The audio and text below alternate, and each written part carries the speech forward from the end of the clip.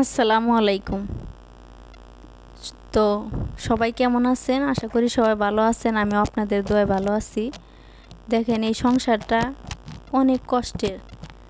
যখন একটা মানুষ বলে, ফ্যামিলির একজন মানুষ যদি বলে যে তুমি সংসারের জন্য কি করছো, তখন কিন্তু বলার মতো কোনো ভাষাই থাকে না। কারণ একটা মেয়ে মানুষ যখন তার সংসারে অভাব অনটন থাকে, তখন অনেক যুদ্ধ করে, লড়াই করে সেই সংসারে টিকে থাকার জন্য। একটা মেয়ে মানুষ আমার জানা মতে সহজে তার সংসার ছাড়ে না। সহজে সে কখনোই তার সংসারটা ছাড়তে চায় না। সে চায় যে যত যুদ্ধই হোক আর যত কষ্টই হোক, আমার সংসার আমি টিকিয়ে যাব, যেভাবে হোক আমি সংসার করে যাব।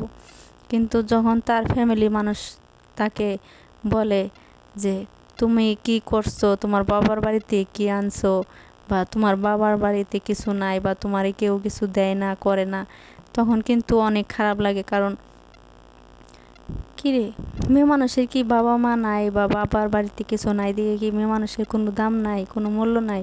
সে মেয়েটাও তো একটা ইনকাম করে বা কিছু করে, কিছু করতে চায়, ফ্যামিলির জন্য কিছু করতে চায়।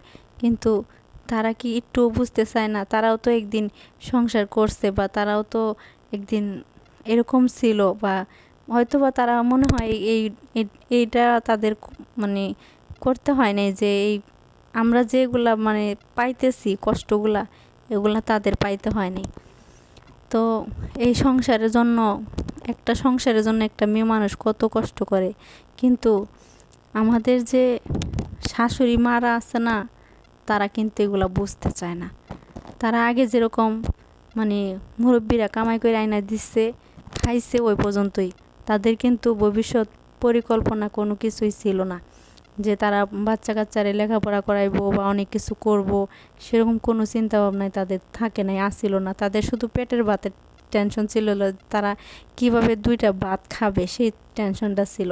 কিন্তু আমাদের মতো এরকম টেনশন ছিল না যে আমরা বাচ্চা কাচ্চারে কিছু করে দিব বা কিছু করব, বা তাদেরকে লেখাপড়া করাতে হবে, কিছু করতে হবে, এরকম কিন্তু আমাদের টেনশন। কিন্তু তাদের কিন্তু এটা ছিল না। সেজন্যই তারা বলে কি করছো, কি করো, কিন্তু আমার জায়গায় আসো না, আইসা দেখো আমি কি করছি বা কি করতেছি, সংসারের জন্য কতটুকু কষ্ট করি। একটা মেয়ে মানুষ দিনরাত পরিশ্রম করে, বাচ্চাদের সাথে লড়াই করে, সংসার আবার বাহিরে কাজের জন্য লড়াই করে, সব দিক দিয়ে মেয়েরা কষ্ট করে। তারপরে এই সংসারে মানুষের কাছে কি মনে হয় জানেন? কিছুই না, শুয়ে বইয়া খায়। শুয়ে বইয়া খায় একটা মানুষ। ঢাকা শহরে কত খরচা, যারা শহরে থাকে তাদের কত খরচা। কেউ কি কোনো দিন বসে খায়? কোনো দিনও বসে খায় না। প্রত্যেকটা মানুষই যারা শহরে থাকে সে পরিশ্রম করে খায়, কাজ করে খায়। যেভাবে হোক, কম করুক ইনকাম, বেশি করুক, সে কিন্তু ইনকাম করেই খায়। ইনকাম ছাড়া কিন্তু সে ভাত খায় না। কিন্তু এটা দেশের মানুষ, যারা ফ্যামিলির মানুষ আছে, তারা বুঝে না। তারা বুঝে কি, যে মনে হয় বসে বসে আরামসে খাইতেছে, ছেলে টাকা উপার্জন করে দিতেছে আর ইচ্ছা মতন ভাঙতেছে আর খাইতেছে। কিন্তু এটা বুঝে না যে সে কিভাবে আছে, ভাবে কিভাবে সংসার করতেছে।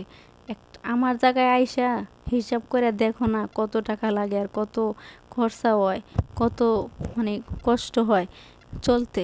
এই সংসার সংসার জীবনটা কি, কতটা কষ্টের। যে মানুষ, যে মেয়েটা কষ্ট করে বা কষ্ট করে সংসার চালায়, তারাই জানে যে কষ্ট কাকে বলে। আর সংসারে কত কিছুর সমস্যা হয়, কত কিছু মেয়ে মানুষের একটা করতে হয়, যুদ্ধ করতে হয় মেয়ে মানুষের এই সংসারের জন্য।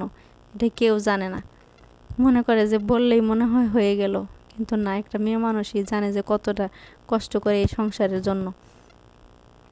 তাদের সংসার সামলাতে হয়, সন্তান সামলাতে হয়, পরের কাজ করে সেটাও সামলাইয়া তারপরে সে একটু আরাম করে বা বসে থাকে, সেটাও কিন্তু তাদের সহ্য হয় না। শুয়ে থাকে, বসে থাকে, শুয়ে বসে খায়। আমরা কখনোই, শহরের মানুষ কেউ কোনো দিন শুয়ে বসে খায় না। তারা কাজ করে খায়। তারা সব সময় চায় যে দুইটা টাকা ইনকাম করি, কেউ কখনো বসে খাইতে চায় না। এটা শহরের মানুষ, দেশের মানুষ বুঝে না। শহরের মানুষ জানে যে কতটা কষ্ট করে এই শহরে ভাত খেতে হয়। যার পেটে ভাত নাই সেই জানে কত কষ্ট আর এই দুনিয়াটা। তো সবাই ভালো থাকবেন, সুস্থ থাকবেন। আজকে এই পর্যন্তই। আল্লাহ হাফেজ।